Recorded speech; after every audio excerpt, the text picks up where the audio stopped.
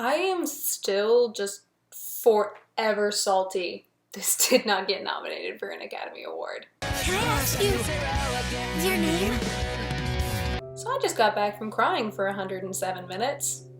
Which means I just went and saw Your Name, the most recent release from famed Japanese filmmaker Makoto Shinkai. Not sure you've heard of Makoto Shinkai? Might not be all that surprising, but maybe you have heard of him and don't realize it. Perhaps you know of a little thing called 5 centimeters per second? No, we're not ringing any bells?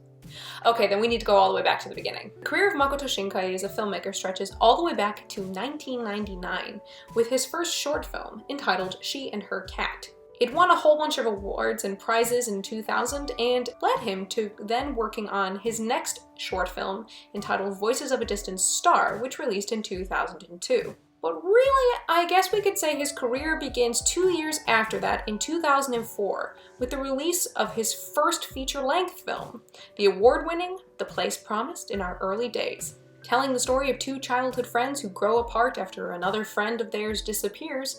Place Promised in Our Early Days balanced a little bit of science fiction with a heartfelt story. But in 2007, Shinkai released what I've often heard called his magnum opus, the wildly popular 5 centimeters per second. Split up into 3 acts beginning in the 1990s all the way up to the present day, it tells the story of a boy named Takaki Tono and his experiences growing up, especially in relation to his feelings for a particular girl named Akari Shinohara. For this film, Shinkai received yet more awards, was even hailed as the next Miyazaki because of his ability to pierce the veil of the everyday to reveal a poignant, evanescent beauty most of us only notice in rare moments. This film was so labor-intensive, Shinkai actually had to take a break and actually spent an entire year in London resting after the completion of it. But it wasn't too long until he was back in 2011 with Children Who Chase Lost Voices from Deep Below, arguably his most fantastical of films, which told the story of a young girl's journey through the land of the dead in order to say farewell to people she'd lost. Like I said, it's definitely his most fantastical, although this most recent one's gonna give it a definite run for its money, but it's also equally haunting and poignant. Thankfully, those of us didn't have to wait too long after that for him to release his next film. It was in 2013 as Shinkai released The Garden of Words, a much more down-to-earth and realistic film, especially compared to Children Who Chase Lost Voices, as this film focused on the relationship between a 15-year-old student and a 27-year-old as they continually meet at the same park bench on rainy mornings. Up until this point, this was Makoto Shinkai's biggest commercial hit, and it was lauded far and wide for its poignant, almost painful intimacy and its storytelling. In addition to its stunning animation, where he actually utilized a new technique which brought in even more kind of photorealism to the whole thing. All of this culminates in 2016, where Your Name first premieres in July 2016 at Anime Expo before having its wide release in Japan. It received universal critical acclaim for its animation and emotional impact, as well as huge commercial success. This success is so large that it has become the highest grossing anime worldwide of all time, surpassing even the 2002 Academy Award winner for Best Animated Feature, Spirited Away by Hayao Miyazaki. Now, to be fair, Spirited Away still holds the record in Japan as a highest grossing anime film, but globally, Your Name has beat it. And it will continue to beat it as it receives its major release in the United States over this past weekend. And yet, as I mentioned, I'm really annoyed this did not get a nomination at the most recent Academy Awards. It's probably because Shinkai is not as much of a household name as someone like, say, Hayao Miyazaki. And I think it's such a shame because all of Shinkai's films have received essentially universal critical acclaim for not only their beautiful visuals, but the themes. I wanted to tell you that wherever you are in the world, I swear that I'll find you again, no matter what. Your Name is everything I could want out of a Shinkai film, and if you're not familiar with Shinkai, then besides that little spiel I just gave on who he is, this is actually a good place where you could start with any of his work. I would argue this is probably one of the most accessible of all of his films. It's also certainly one of the most visually stunning. If there's one thing I will always say about Shinkai, it's that he animates his films beautifully, paying special attention to his backgrounds. His backgrounds are some of the most beautifully animated backgrounds I've ever seen, and I always love to pay attention to his skyscapes because you have never seen the sky until you've seen it animated by Makoto Shinkai. Seriously, the way he plays with colors should be award-winning in and of itself. I have never seen any sky look as beautiful as done by Makoto Shinkai. And it doesn't hurt that we get to spend a lot of time in the sky because one of the main plot devices of this film is a comet that's flying across the sky. And some of the most heart-stopping and heart-breaking scenes happen either at times of twilight or when that comet is in the sky. Shinkai's no stranger to playing with that divide between the living and the dead. His 2011 film Children Who Chase Lost Voices from Deep Below had a girl literally going into the land of the dead, and he's played with the ideas of twilight as kind of a magic hour before in films such as 5 centimeters per second.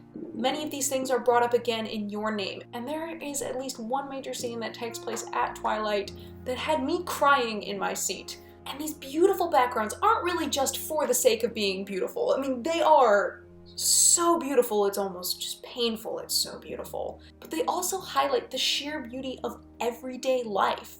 Most of these backgrounds are just cityscapes, showing you what a town looks like, rain falling, some of the most simple, mundane of things, and yet shown to you in such ecstatic, animated beauty that you can appreciate the world around you, that you don't always need to go to some sort of fantastical place to see something incredibly beautiful. And this ties into his characters, who are always relatable. They don't necessarily feel like characters created for a story so much as people that you may know in your everyday life. The characters of Taki and Mitsuha in this film are definitely people who I've met in some regard, and their friends, these side characters who don't necessarily get a lot of screen time, feel like fully realized characters. Most of the information we get on the side characters isn't necessarily told to us. It's shown either in how the characters are dressed, how they're behaving, what kind of environment they're in. We learn a lot about these side characters, which is incredible because we get very little time with them considering this film is only about 107 minutes. And yet in 107 minutes,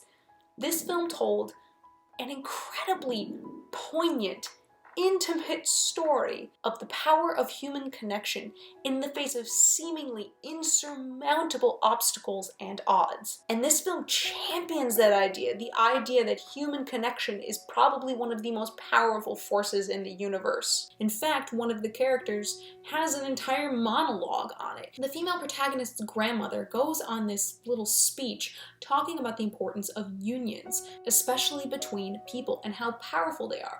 Powerful enough to tangle and detangle the threads of time. Now, this is not necessarily something that's mind-blowing to anyone. This is a very common film theme, but you've never seen it quite like this. And that is what makes Your Name so special. Films like these, which are so beautifully written, so beautifully animated, and just so well crafted, only come out every so often. Probably doesn't hurt that Shinkai doesn't just direct his films, he writes them too. So you really get a sense of Shinkai as a director because these recurring themes, usually of the power of human connection, especially between two characters who are somehow separated, is one that shows up in a lot of his films. And watching his films, even knowing you might see some recurring themes, is almost like a religious experience. Whether or not you get anything profound out of Your Name, you can't deny the beauty of its intimacy and the beauty of it as a film. There's something almost indescribable about the experience of seeing a Shinkai film and getting to see it on the big screen. That is a once-in-a-lifetime chance.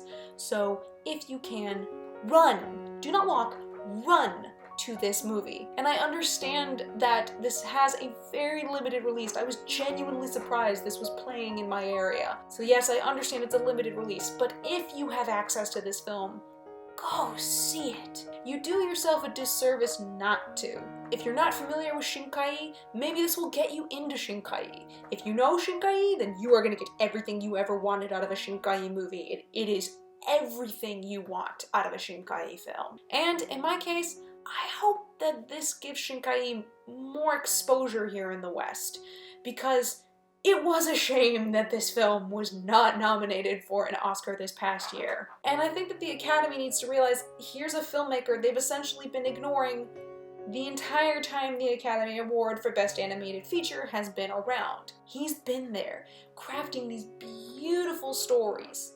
It's about time he started getting some recognition for them. Now, if you pardon me, I think I'm going to go cry over how beautiful that film is. Again.